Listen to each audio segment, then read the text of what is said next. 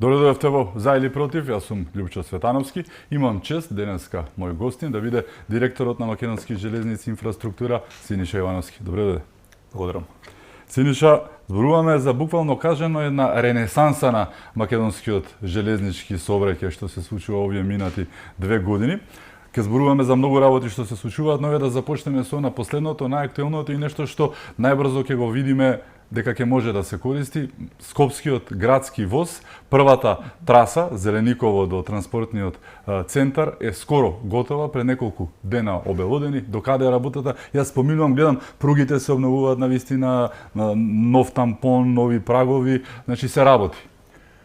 Така да, тоа е првиот дел од градскиот воз, има вкупно 3 траси. Ова е содржина од 25,5 километри од Зелениково преку Драчево, Новолисич аеродром и центар.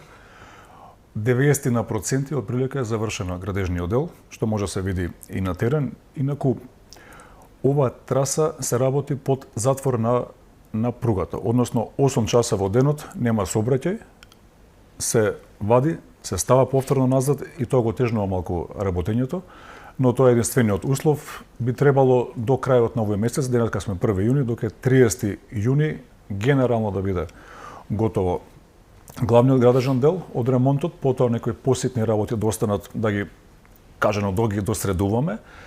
Летото време е проби за другото јавно предпријатие за МЖ транспорт и веќе септември 1 да редовно функционира градскиот воз.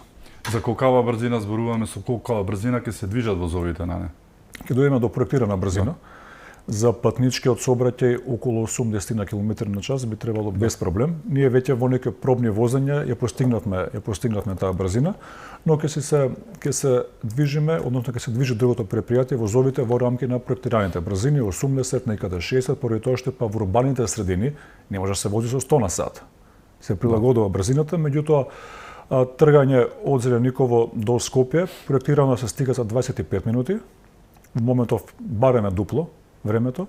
Целта е да стигнеме за 25, од Рачево за некои 11 на 12 минути, во време каде што тргнување со автомобил е целосно неизвестно како ќе се одвива сообраќајот. Еден дожд знаеме што се случува на скопските улици.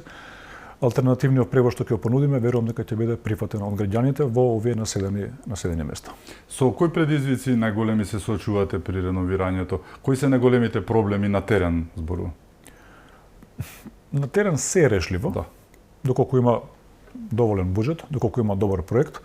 Само за илустрација, дрвените прагови кои што ги вадиме сега и ги менуваме, на секој дрвен праг си постои жик, кој што кажува која година тој е произведен, а нормално која година е произведен, плюс минуси, ствари минус не може, плюс една година, две е вграден. Така што ние имаме прагови 1953 година, 59 година, 63-та, така што првата бројка е 5 или 6 или во превод, па и 70 на години стари, кои што сериозно веќе делуваат и визуелно не убаво можам да кажам, меѓутоа ја нарушуваат безбедноста, што е многу поважно. Так, ги менувате со дрвени прагови или со бетонски? Во зависност од самиот проект. Так. Имавме некои бетонски прагови кои што беа на залика во предпријатието години и години. Беше паметно домаќински да се ги искористиме тие и на одредени делници се ставени заменети дрвени со бетонски прагови. Так. Зборуваме за оние другите две делници, едната Илинден Скопје, другата е Ѓорче Скопје, со тоа ќе се комплетира градскиот воз со трите линии што ќе бидат. Кога можеме да ги очекуваме нив? Ние веќе летово почнуваме со проектирање на новие две делници. Верувам дека тоа проектирање нема да земе повеќе од 2 месеци. Се надеваме дека до доцна есен некаде би можеле да имаме изведувач кој што ќе го воведеме во работа. И при крајот на 27 година и почетокот на 28 да имаме целосно функционални 3 крака на градскиот воз. И тие две делници се отприлика по 20 на километри во ужасно лоша состојба. Зелениково, Скопје и сека каков таков сообраќај постои. Овие се овдека без сообраќај години и години, да не кажам заборавени се и се во многу полоша состојба. Меѓутоа, како што кажав, градежно се решава се и ќе пристапиме кон ремонт на овие две делници. Тука треба да имате и соработка со останати институции, меѓу другото и македонски железници, нели транспорт, тие треба да се погрижат за другиот дел. Ви им ја давате инфраструктурата да биде цакум пакум, тие треба да се погрижат за возовите, вагоните. Се движат ли таму работите? Генерално со другото едно предпријатие имаме одлична секојдневна соработка. Како што ние ги почнуваме градежните работи, тие почнуваат веќе и активности за обезбедување на возови, на возен ред, на проектирање на која цена ќе оди, на начинот на тикетинг, што го викаме, на купување билети. Се надевам дека во брзо време и таму ќе се отиде со дигитализацијата чекор понапред, па ќе може на апликација, меѓутоа најважно е да не следат, а не следат со возовите. Ние не би го ветиле септември 1, доколку тоа предпријатие нема обезбедено веќе начин на кој што ќе функционира транспортот. Значи се надополнувате, одлична комуникација има. Апсолутно. Видете, тие две предпријатија во минато биле едно предпријатие. Во 2007 година се имаат разделени на две и двете се во незавидна состојба од аспект што пред 20 на години овие предпријатија броја преку 14-15 илјади вработени. Сега двете заедно немаат ни 10% од тоа и тоа се предизвици со кои што ние мораме да се соочуваме и да ги надминуваме. Поради тоа што лесно е да се пожалиме, да кажеме што е проблемот, меѓутоа ние сме поставени таму за да се трудиме да ги надминеме сите потешкоти што се случуваат во моментот. Има планови за зголемување на бројот на вработени или тешко оди тоа? Мора да има планови и мораме да го зголемиме техничкиот персонал, она што пошто ние сме железница инфраструктура за одржување на самата железница, значи ни требаат луѓе кои што ќе одржуваат пругата, кои што ќе регулираат сообраќајот. Денеска дури имав и состанок со колегите кои што го регулираат сообраќајот, они се 24/7 во едно сериозно, силно темпо, на кој што со нови вработувања би требало да им помогнеме малку од малку да ја релаксираме состојбата кај нив и воедно и сум премногу благодарен поради тоа што внесуваат надчовечки напори за да го одржуваат сообраќајот во една вид на нормала. Како оди со техничкиот кадар? Јас баш гледав на Курир МК, мислам, МЖ Транспорт, тие што ги поправаат локомотивите, нели? Така. Живеат односно работат во некои заради минатите години што било забатарено, како што кажуваш и самиот ти, некои субстандардни услови, самите благодарение на искуството прават машини и алатки кои што треба да ги поправат и ги поправаат така. Возовите предпоставувам и кај вас е таква работата или не е до толку? Слична е. Има една интересна анегдота околу железниците, луѓе што се колеги што се внатре со години буквално се влюбени во таа железница. Огромен број на вработени во оваа железница имаат и фамилиарна традиција. Некој нивни родител, па и дедо, дедо баба биле дел од самата железница и некако фамилиарна традиција и посветеноста кон таа работа на едно друго ниво кој што вклучува еден вид на позитивна емоција.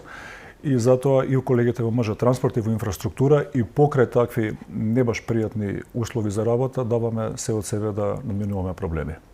Ова ќе биде комплексен проект градскиот воз, ќе треба да се синхронизираат и со ЈСП Скопје. Значи мора возовите и автобусите да бидат синхронизирани во однос на граѓаните да стигнат онаму како што стигнат, ако го нема тој дел, се ќе биде залудно, не можете сами ниту вие нити тие да ја тераат работата. Така е, добра констатација. Например, во Зелениково самата станица е во центарот на општината и е лесно достапна за граѓаните, меѓутоа во Драчево е доста подалеку, па и во Лисиче.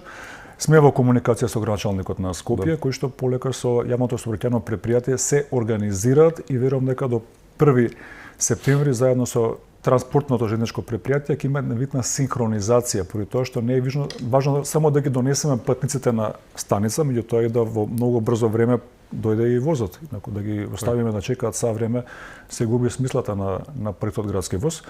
Така што синхронизацијата со ЈСП и со МЖ Транспорт е сериозно, можам да кажам, во најважни приоритети во функционирањето. Функционирањето на централната власт, на вашата институција и на локалните, како оди тоа, бидејќи целта е многу голема. Зборуваме за намалување на сообраќајниот метеж во Скопје, кој што е како што е, нели? Откако ќе старта првата, втората, третата линија ќе значи многу. Но еве, како оди со градоначалниците, како оди со централната власт? Видете, проектот градски воз е проект кој што го најави министерот и вице-премиер Александар Николовски со самото стапување на неговата функција и е еден од позначајните проекти во областа на транспортот, поготово во Скопје. И тоа значи дека со самата централна власт е сериозно добра релацијата и не поддржуваат во сите проекти во во добри иновативни идеи. Околу општините апсолутно немаме проблем, дури има општини каде што еве да кажеме имаме граначалници од опозицијата, меѓутоа секој добронамерен и здраворазумен го сваќа бенефитот од овие градски воз и немаме никаков проблем при реализација и соработка на било кој ниво, дали е централно, дали е локално ниво.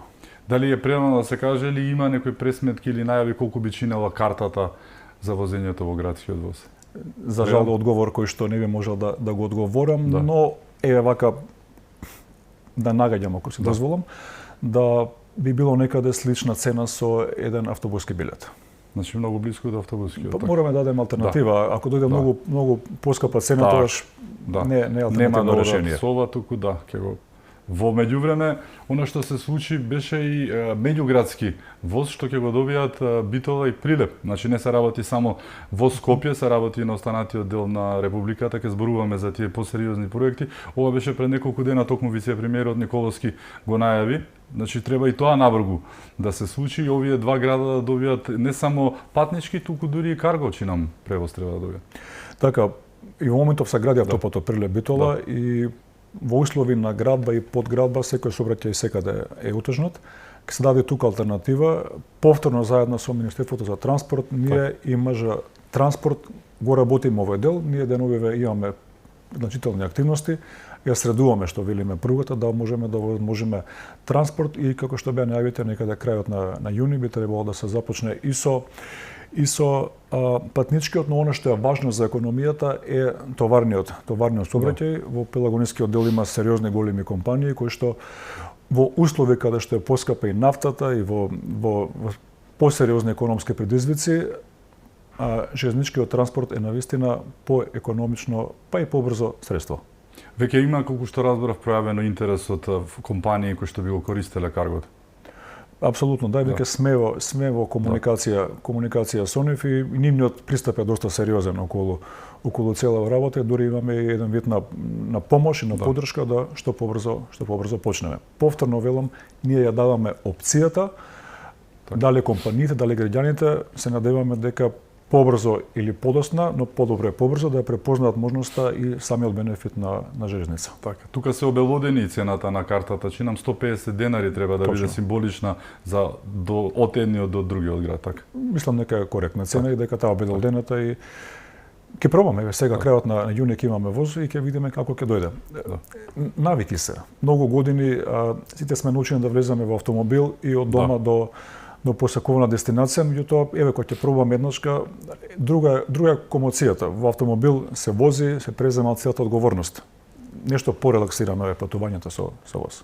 Дали тука има економска исплатливост или сепак ова е субвенција од државата кон граѓаните за да може нели да се одвива како прво со помалку загадување, помалку турканици, гужви и сета таа работа, дали тука е ставено тоа како аспект? И кон граѓаните, но и кон бизнис секторот.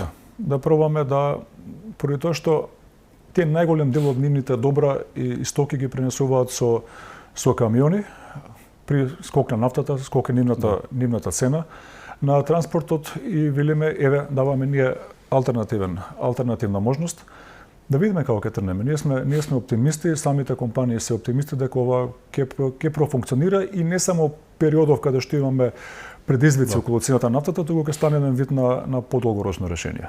Се прават планови и се работи, како што знаме, на други делници низ државата, еве во план е Скопје Кичево, докаде е таму работат, еве во војска одев со тој воз токму до Кичево, многу одамна беше тоа 95-та, но во меѓувреме тоа замре, се работи на тоа или се прават планови за... Така, за жал пред околу 4 до 5 години чинам дека се укина целосно оваа линија, а добра линија беше посетена. Можам да кажам дека во моментов се трудиме да добиеме грант од Европска унија од над 130 милиони евра, неповратни средства кон нас. Другото би било заем од Европската банка за обнова и развој и некаде веќе обезбедивме грант за почеток на техничките работи. Во самата железница за почеток на градба е доста подолготраен процес. Дури понекогаш дестимулирачки. Треба да почнеме денеска за да нешто се гради 5 години од сега. Има премногу аспекти од проекти, од физибилити студија, од основни проекти, идејни проекти, заштита на животната средина, електрификација, сигнализација, безбедности, но да почнеме денеска. А ние почнуваме веќе во моментов, треба да добиеме консултат кој што ќе биде грант, тој почнува изработка на проектирањето, што се надеваме до 27 година до крај да биде готово, да се распише јавна постапка за избор на изведувач, да се избере 28 со рок до 32 година да биде целосно реконструиран делот од Скопје, Тетово, Гостивар до Кичево, значи тоа ќе биде комплетно нова пруга, електрифицирана ќе биде. Што стана со Скопје Куманово, и таа се споменува дека треба да се возобнови како линија, или се уште нема конкретно? Во моментов таму има постојан сообраќај, поради тоа што ја пуштивме на делница од Куманово до Белјаковце и сообраќајот се одлива без некои поголеми потешкоти. Во моментов го градиме делот од Белјаковце кон Крива Паланка, тој е вториот дел од пругата према Бугарија. Имаме некој прогрес од 35%. Не е на нивото на кој што се очекуваше, меѓутоа даваме сериозен напор да ја забрзаме таа работа. Чисто вака како информација интересна, оние 30 на мостови во јавноста познати како мостовите на Бранко, од 90-ти години, така бе останати на вид како споменик на неуспехот. Веќе пред 2-3 недели почнавме нив да ги работиме, да направиме, има посебен проект изработен од Градежниот факултет за целосна нивна обнова и да ги ставиме во функција во интерес на самата пруга. Тоа е вториот дел што го работиме, за третиот дел веќе е распишан тендер меѓународен за избор на надзор кој што ќе биде на оваа пруга, а во многу скоро време, можам да кажам, веројатно и во месец јуни ќе распишеме тендер за избор на изведувач на третиот дел од пругата од Крива Паланка до граница со Република Бугарија. Тоа ќе биде дел од коридорот 8 кој што ќе продолжува преку Кичево. Е тука е оној момент со Кичево Струга кој што ќе треба да следува, па Струга Албанија, многу работи се во план, да. Многу работи се во план и Кичево Струга полека влегуваме во подготовки, во оние технички документации и тамо ќе треба време, но пак велам, тоа што не е направено пред 2 години, пред 50 години, најдобро се почне денеска. Па ќе почнеме да го работиме, ќе дојдеме до основен проект, после тоа ќе бараме финансирање и ќе трнеме и кон градба на таа и да не трнам јас, има иднина, има и после мене утре ќе дојде некој колега што се надевам ќе биде вака орен кон работа на капитални инфраструктурни проекти и она што го започнавме ќе добие еден континуитет и кога тоа ќе поврземе целиот коридор 8 од тој да преку Бари, Драч, Албанија, потоа Струга, Кичево, Гостивар, Тетово, Скопје, Куманово, Крива Паланка до Црното море во Бугарија. Така. Имаше плани за поврзување со Скопскиот аеродром. Дали тоа е таа делницата до Илинден или она до Куманово за поврзување на каргото? Скопскиот аеродром ќе го поврземе со брзата пруга. Така. Која што би требало веќе до година, па можеби крајот на оваа година да почне се гради. И еден од темелите на брзата пруга да го поврземе Скопскиот аеродром со главната железничка станица. Так. И да овозможиме да не сме голема држава. Ние се насејаме 700 километри мрежа. Е многу едноставна. Коридор 10 е север-југ, исток-запад е коридор 8 и би било штета да главната станица железничка не поврземе со аеродромот во Петровец. Така. Ке зборуваме за брзата пруга, но еве да се задржиме на овие помалите Кочани, докаде е тоа, дали се работи функционирали, јас се сеќам Шпанецот возеше таму на времето и сето тоа, дури се реновираше тој Шпанецот, нели, со боите, имаше по медиумите, се работили на овој момент поврзувањето на Скопје со овој дел повторно. Кочани исто како и Кичево во исто време некаде снема возови пред 4-5 години и за жал до овој момент се уште не е поврзана. Во планот за раст со Европска унија дадовме предлог да се финансира оваа делница, ќе видиме дали ќе биде воопшто прифатена, пошто самата градба на железница е скапа работа. Буџетски ние сами да го издржиме не можеме и затоа скоро на секоја делница која што работиме имаме една огромна грант компонента и другото е заем од европските банки. На пример, третиот дел што е према Бугарија, грант компонентата ни е 149 милиони евра. Тоа се огромни неповратни пари кои што како држава ги обезбедивме од европските фондови. И потоа имаме по уште два грантови по 175 милиони евра од Европската банка за обнова и развој и од Европската инвестициона банка. Така што прилично неедноставен процес обезбедувањето на средства за градењето на инфраструктурата. И она што го споменавме кон Бугарија, најголем проблем таму беше оној фамозен тунел почна ли конечно да се работи од бугарска страна? Тие нели предлага ние да си сработиме нашето, па така беше правичното, имаше милиарда шеги за жална сметка на тоа. Ние да направиме до сред планина, а после тоа да ги чекаме нив. Во меѓувреме се оправија работите, нели? Тргна се работи ли на тој дел? Тоа Љупче не беше шега, тоа беше реалност. Да. Ако ние тргнавме да го градиме третиот дел без при тоа да имаме договор, сериозен договор со бугарската страна, ние навистина бевме ставени во опасност да потрошиме огромна сума на пари за пруга што ќе завршува буквално на сред брдо, натрг во тунел. Откако се договоривме со бугарската страна, барем јас разговарам со нив на техничко, не на политичко ниво, но се што е договорено до сега од нивна страна се исполнува. Дел од договорот е да го поврзат Софија до самата граница со Македонија.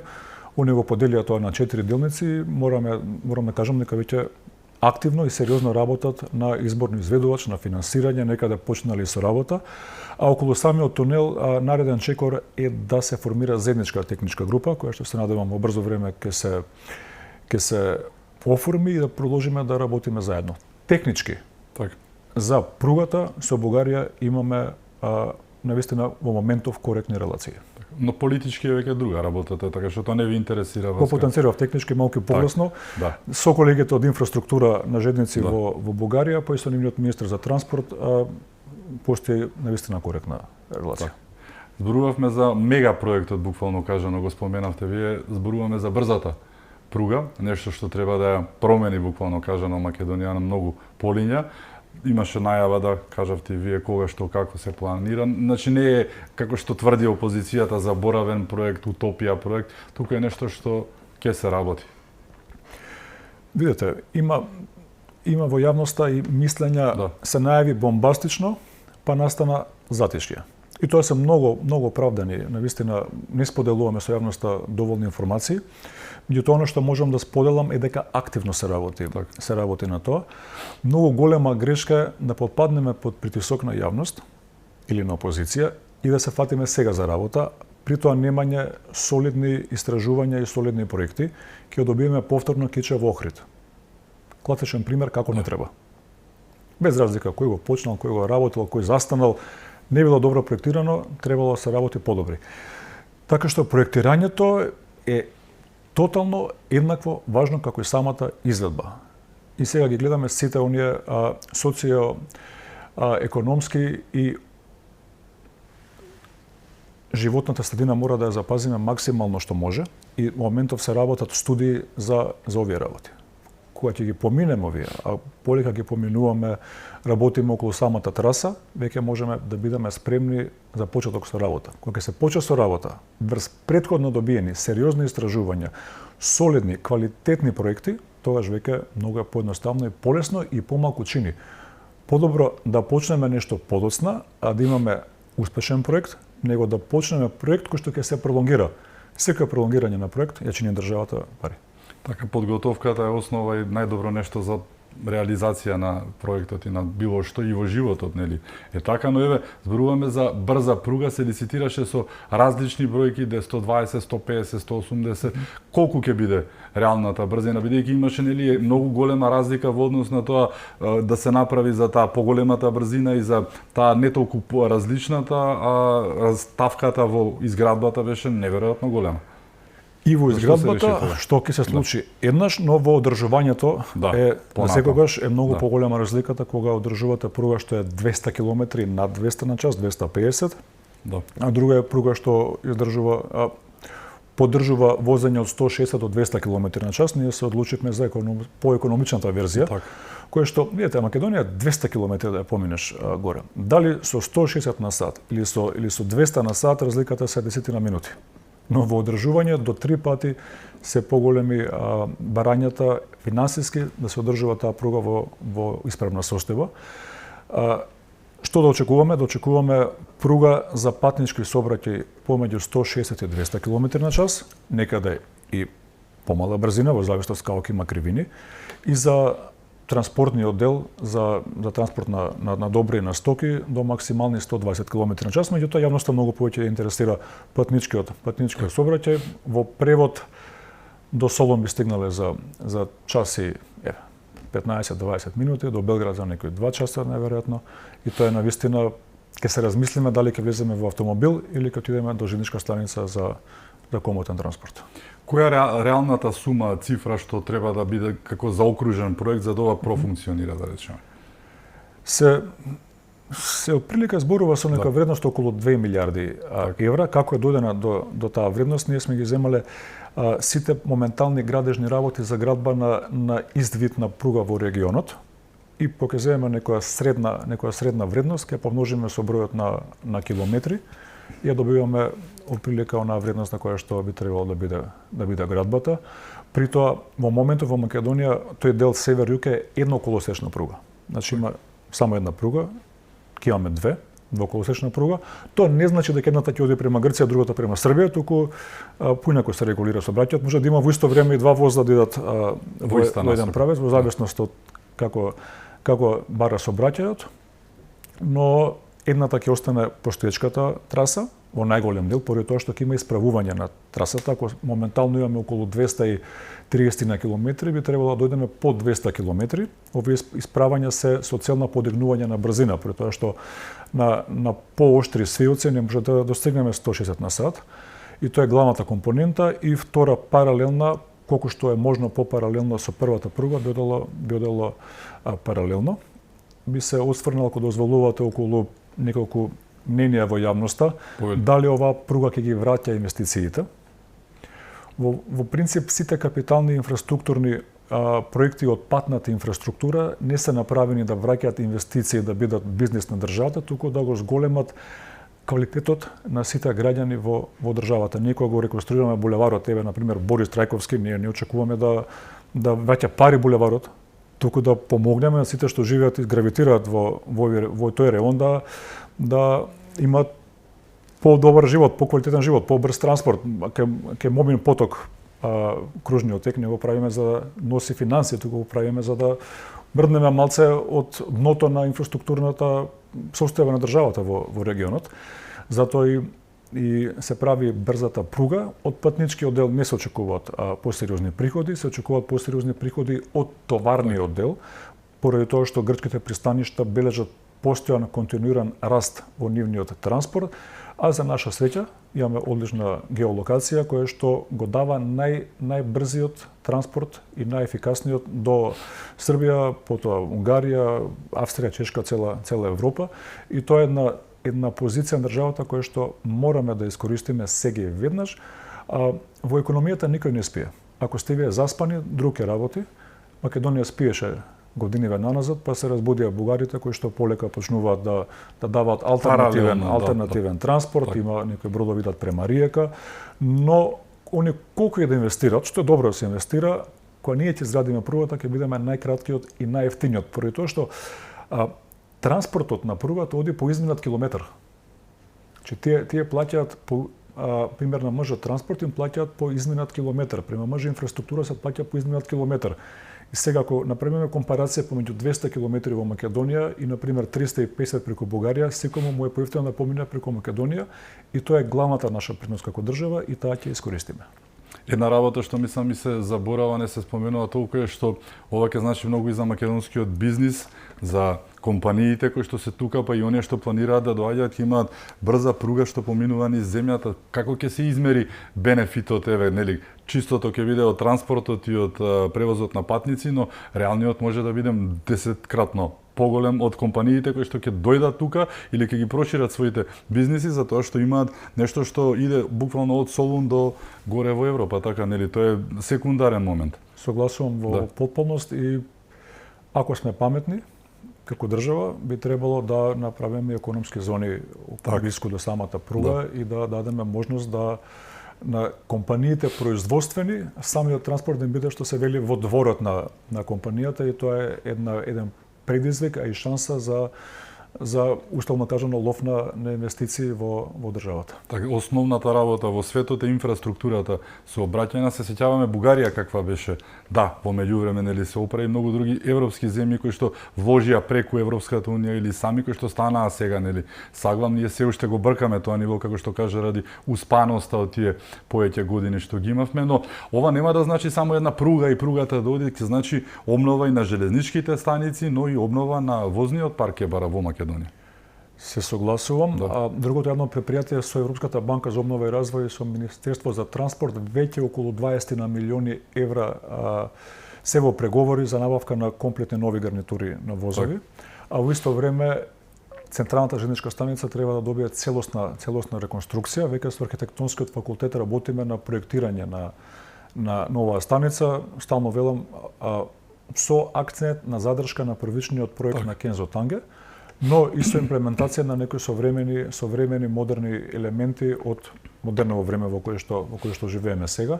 И тоа би било затварање на еден циклус на инвестиции. Тоа што е добро, предвидениот почеток и крај на пругата се поклопува со крајот на големата инвестиција по изградба на автопатите и може да се каже дека во исто време буквално ќе имаме еден инфраструктурен бум на завршување на поврзување на главните крвотоци на државата. Ова нема да значи само за главната железничка и останатите по пат што доаѓаат се ќе се реновира, така? Сигурно да. Видите, брзата пруга нема многу станици, при тоа што не може да постигне брзината.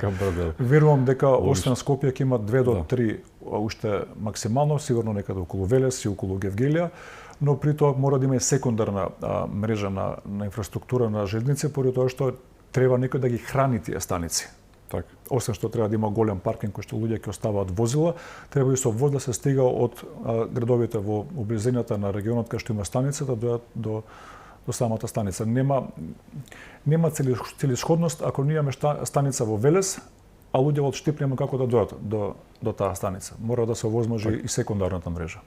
Се планира, претпоставувам, и странски компании да се вклучуваат во изградбата или ќе се оди со македонските сили? Или прерано е? Да, прерано е, но за жал во Македонија нема ниту една специализирана градежна компанија за градба, па и за одржување на железници. И тоа е можно за компаниите во Македонија да барем оние поголемите и помоќните финансиски да размислуваат на отварање на еден сегмент во нивното функционирање кој што ќе биде во делот на инфраструктура за железници. Да одговорам на прашањето, да, со сигурност дека ќе биде компанија странска која што ќе биде носител на нова работа, но никако држава не ни знаеме колку многу се тоа средства за искористување и верувам дека целосниот капацитет на градичните фирми во Македонија ќе биде постигнат. Така, ова беше планирано преку британскиот кредит или така наречено стратешкото партнерство, ова е еден од најголемиот сегмент во целата приказка. Така, а договорот со Велика Британија околу стратешкото партнерство опфаќа и инвестиции во повеќе сегменти. Во делот на инфраструктурата се самите железници, потоа има изградба на болници во здравствениот сектор, меѓутоа капитален и водечки проект и целиот најголем дел од фокусот се става на овој проект, поради тоа што и до моментов е најзрел за почеток и самата британска, тоа се вика UK Finance, тоа е национална компанија државна која што е ориентирана кон финансирање на вакви проекти и нивниот фокус е навистина сериозно голем и се внесени во целиот проект за да се успее. Така. Преку овие проекти ќе покажеме дека и не е така лошо да бидеш континентална земја, нели сите замерки се немаме море и се, но не е и така лошо да бидеш некаде во средина како Македонија географски. Имаме одлична поврзаност. Ретко каде се спојуваат два паневропски коридори како 10-ка и 8-ца, што во моментов не ни значи ништо, пошто не го користиме, не го гледаме тој бенефит, но во услови на огромен товарен сообраќај за економијата ќе има сериозно голем бенефит, поготово околу спојувањето на коридор 10 и 8. Тоа ќе биде еден вид на суво пристаниште, кој што во година се планира се направи. Имаме уште теми за отворање. Со нас е Синиша Ивановски, се враќаме веднаш по блокот реклами. Останете со нас.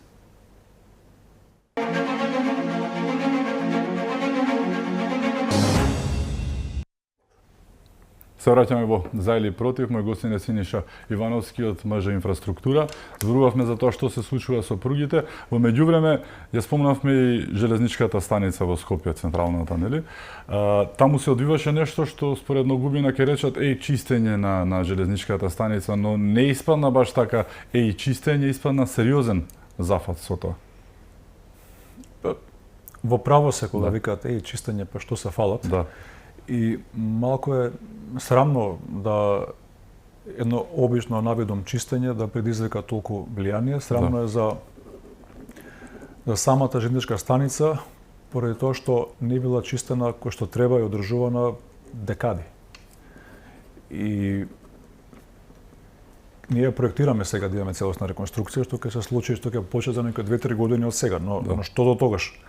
Таа станица е пуштена 81 година во функција, тоа се 45 години во јулија пуштена, 45 години веќе полни, како гордост на едно постземнојутресно Скопје. Скопје се обновувало, меѓутоа оваа станица била нешто баш, ајде, да не биде врвот на целиот проект, меѓутоа така остана. И како таква, наместо ние да ја третираме како таква, ние ја направивме како држава, како генерации, едно здание за срам, за општ колективен срам.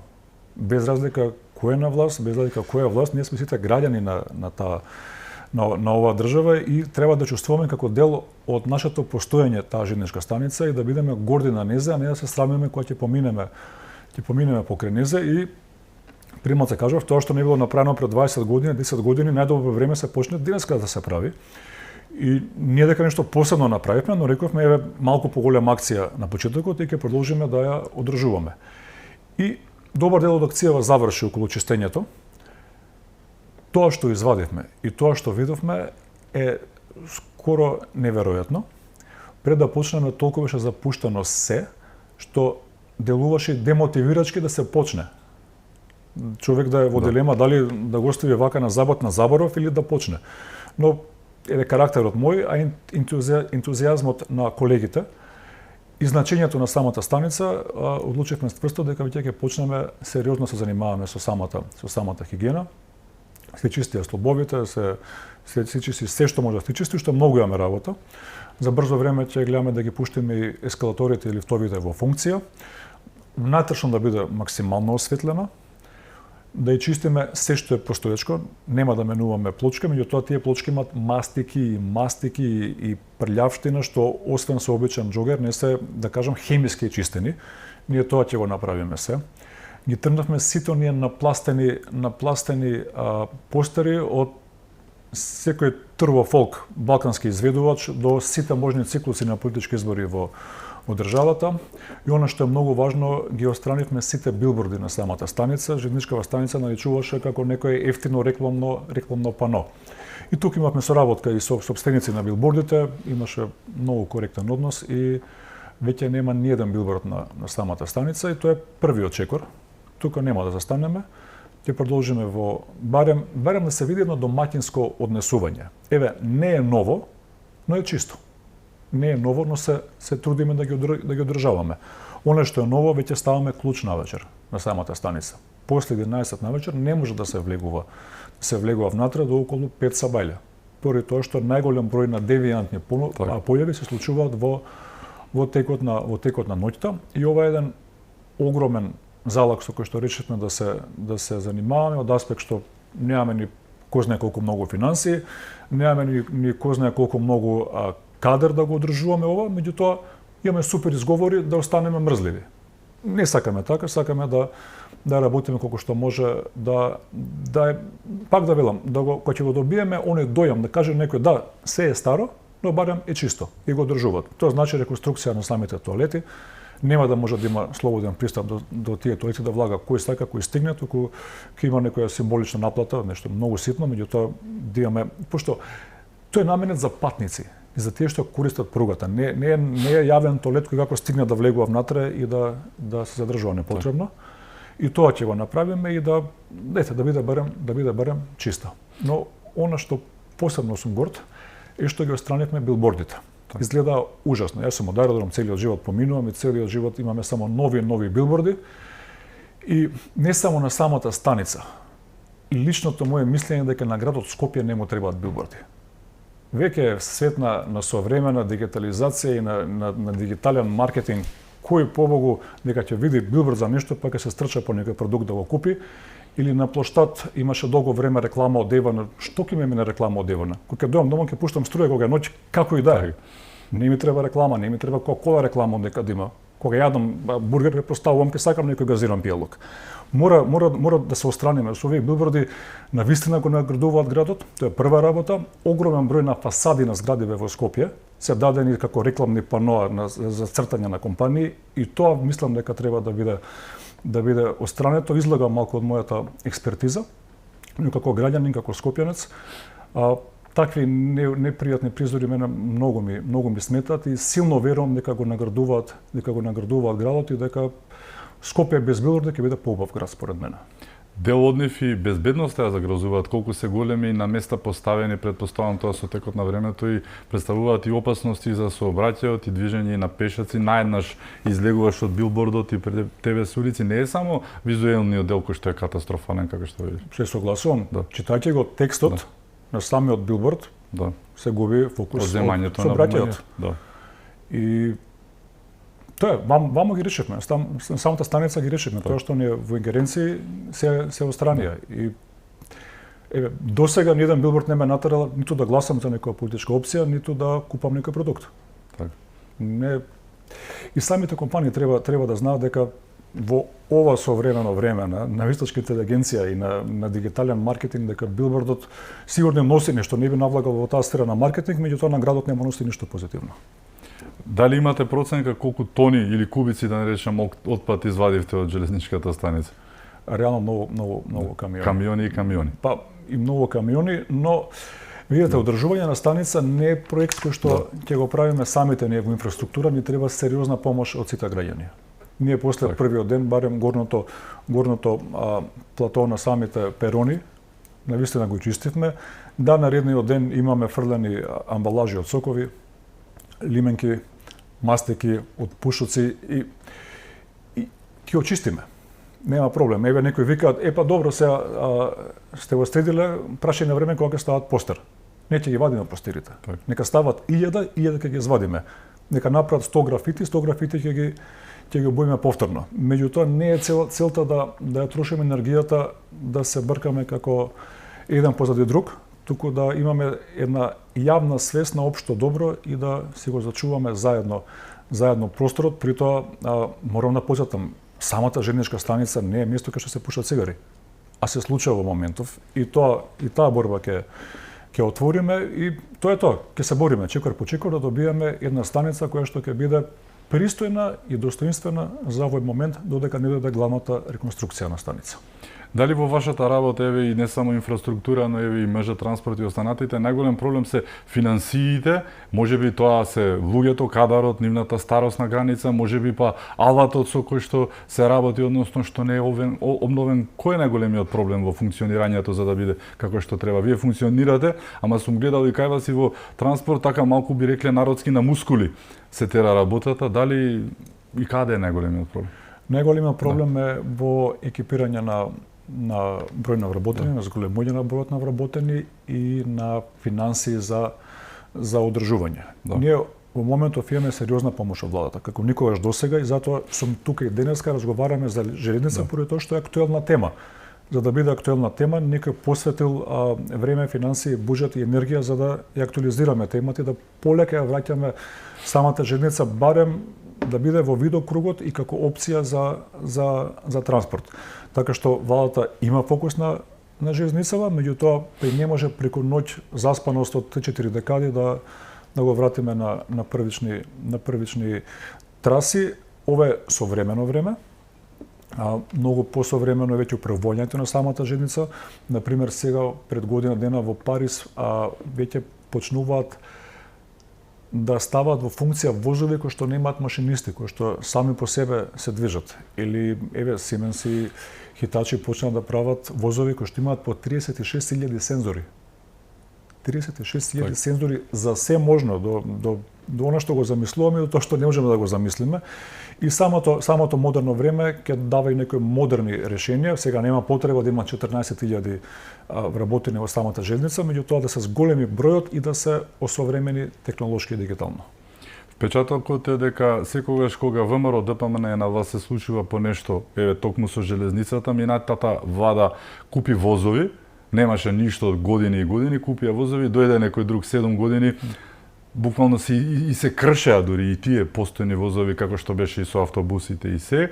После таа 7-годишна дупка, буквално кажано, дупка провалија, повторно доаѓа владата на ВМРО ДПМН, еве каде и да е 2 години ќе се направат, но дали е погрешен печатокот, повторно еве вие правите нешто за железницата. Не е само железницата, но ама сепак гледано од страна не видела поцрни денови со едни, нити пак посветли денови со другите, односно со владата на ВМРО, која што секогаш инвестира и прави нешто околу оваа железница. Сега и ова ќе биде мега проект што го најавувате за брзата пруга, но и останатите се рехабилитира. Таков е впечаток. Се трудам сите мои дискусии да ги сведувам на исклучително техничко ниво. Да. Но да замежам и на фактот не можам дека навистина имаше 7 години на еден слободен пат на самата железница. Еве, не мора да имало круцијални инвестиции. Еве, не секоја влада има среќа да му се погоди во нивниот мандат и да ја инвестира и да е способна да ги најде тие финансирање и проектирање во еден мандат, но барем одржувањето. Барем да се потрудиле да го зголемат да зголемат бројноста, да го зголемат капацитетот на одржувањето. Да се инвестира во човечкиот кадар и во човечкиот капитал е нешто кое што навистина е сериозно потврлено, чии што последици се случуваме во овој период во моментов. Спомена претходно, но во моментов е одлична соработката со ресорното министерство со транспорт. Одлична, дури мал збор и над тоа. Така. Еве, 2 години ќе направиш скоро и ти на позицијата. Дали успеа да ги санираш овие работи што ги спомнавме претходно што пропаѓаа 7 години или се уште треба да се работи многу за да се вратат работите, да не речам да бидат супер, туку да бидат во некоја нормала и на старо од пред 10 години? Па, можам да кажам дека сериозно еве лично работам на промена на перцепцијата од не може во може. Од едно будење и од една амбициозност. Кога ќе видат и другите дека првиот човек на една институција е сериозно амбициозен околу некои проекти, многу полесно да дадеш пример и да те следат повеќе луѓе. Доколку првиот човек обожава ресторани и слични лежерни работи, нема да има прогрес во самата институција. Во 2 години можам да кажам дека започнавме многу работи, дека сфативме дека може дел од првите да бидат реконструирани, ремонтирани, дека имаме капацитет да започнеме и да бараме финансирање за огромни капитални инфраструктурни проекти и при тоа да ги водиме истите. Еве на пример од големи проекти во моментов ја градиме онаа делница од Белјаковци до Крива Паланка, чии што договор е 155 милиони евра. Во моментов од кога почнав да работам тамо до сега ние имаме 0 евра пенали за државата. Претходно, во година дена имало 9 милиони евра пенали. И да се остане на тие 0 евра пенали, сепак треба енергија, сепак треба знање, треба време, треба секојдневна работа. И се надевам дека тоа темпо е кој што ќе го поставиме како стандард и во годините нанапред и во владите нанапред ќе остане на истото ниво. Покрај сите започнати проекти во овие години, она што следува, не може да бидеш песимист во однос на работата, оптимисти, но мислиш дека доаѓаат уште подобри денови за железницата во Македонија? Тоа е немировно. Тоа е потоа што ќе следува со такви инвестиции, со партнер како Велика Британија во главниот инфраструктурен капитален проект. Верувам во сериозно исчекорување напред и во патната и во железничката инфраструктура, но она што за мене е поважно, она што ќе се изгради мора да се одржува. Ако ние не го одржуваме тоа што ќе се изгради, тогаш бесцелно градиме. Затоа се трудиме како железници инфраструктура да направиме еден капитал човечки кој што потоа ќе биде тука на располагање на државата да го одржува она што се гради во моментов. И повторно велам, не сме десеткувани со луѓе и на мускули работиме и сега и сум премногу благодарен на сите колеги кои што се вклучени во одржувањето на пругите, во сигнализацијата, во сообраќајот, во управувањето на самиот сообраќај, поради тоа што тие се јадрото на самата железница. Не е јадрото инвестицијата и новата градба, туку наш статутарно јадро ни е одржувањето. И кон тоа работиме. Еден систем кој што независно кој да е на власт ќе функционира како што треба, така. Тоа е целта.